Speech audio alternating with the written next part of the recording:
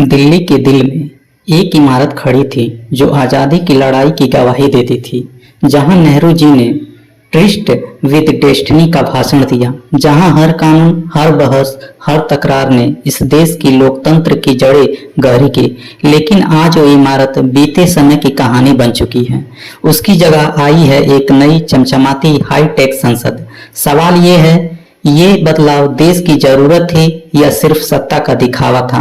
28 मई 2023 को प्रधानमंत्री नरेंद्र मोदी ने नए संसद भवन का उद्घाटन किया। दावा किया गया कि ये 2047 के भारत के लिए है। लागत की बात करें तो आधिकारिक तौर पर लगभग 971 करोड़ है, लेकिन अनौपचारिक तौर पर अनुमान है कि खर्च 1200 करोड़ से भी ज्यादा होगा। देश में बेरोजगारी 45 साल के रिकॉर्ड पर थी, महंगाई लोगों की कमर तोड़ रही थी, लेकिन सत्ता के गलियारे में चर्चा थी। कुर्सियां आरामदेह होनी चाहिए, स्क्रीन बड़ी होनी चाहिए और हाल बिल्कुल चमचमाता होना चाहिए। उद्घाटन से पहले ही विवाद शुरू हो गया। विपक्ष ने कहा कि ये सिर्फ प्रधानमंत्री का पीआर शो है। राष्ट्रपति जो संविधान के सर्वोच्च पद पर हैं, उन्हें बुलाया ही नहीं गया।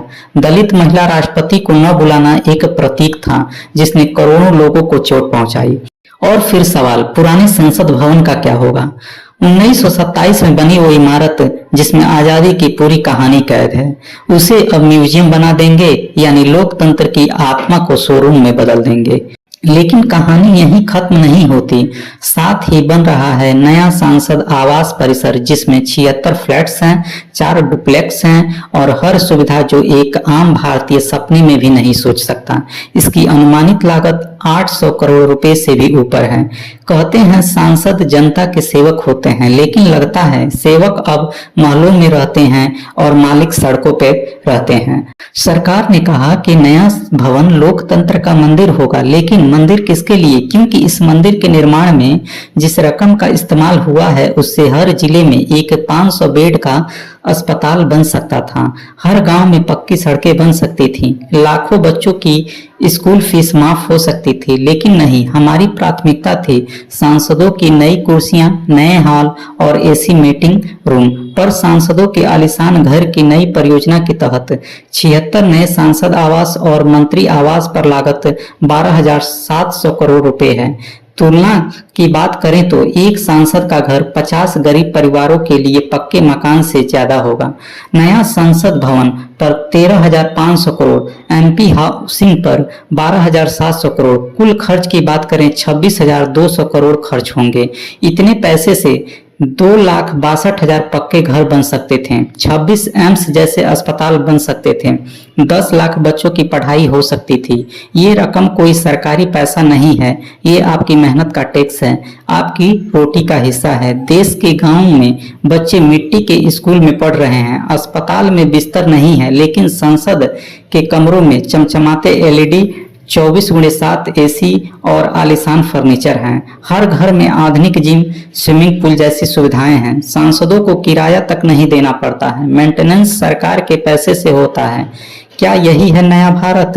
एक तरफ देश का औसत नागरिक 1 BHK में EMI भर रहा है, दूसरी तरफ सांसदों के पास कई कमरों वाले बंगले और बिजली, पानी, इंटरनेट सब मुफ्त में मिल रहा है।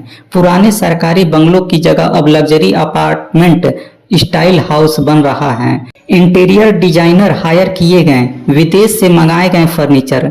सड़क पर लोग कहते हैं कि ये हमारे टैक्स का पैसा है और ये लोग ऐश कर रहे हैं। कई राज्यों में अब नेताओं के घरों पर विरोध प्रदर्शन हो रहा है। इसकी टीवी चैनलों पर कम चर्चा है, सोशल मीडिया पर वायरल पोस्ट्स और यूट्यूब वीडियोज से ही सच बाहर आ रहा है। लोग पूछ रहे हैं कि जब सरकारी स्कूलों में टॉयलेट नहीं है, किसानों को MSP नहीं है, युवाओं को नौकरी नहीं है, तब सांसदों को करोड़ों का नया घर क्यों?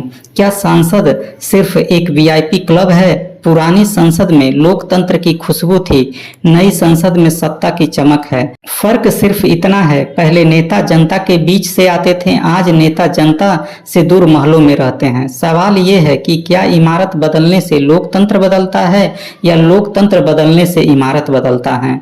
अगर आप भी मानते हैं कि जनता की संसद जनता के लिए होनी चाहिए, तो इस वीडियो को शेयर करें ताकि ज्यादा से ज्यादा लोग जान सकें। नीचे कमेंट में अपनी राय जरूर लिखें, क्या ये सही है या गलत। और हाँ, ऐसे ही बेबाक सच जानने के लिए चैनल को सब्सक्राइब करना मत भूलिए, क्योंकि आपका एक क्लिक सच की आवाज़ को और बुलंद करता है। जय हिंद।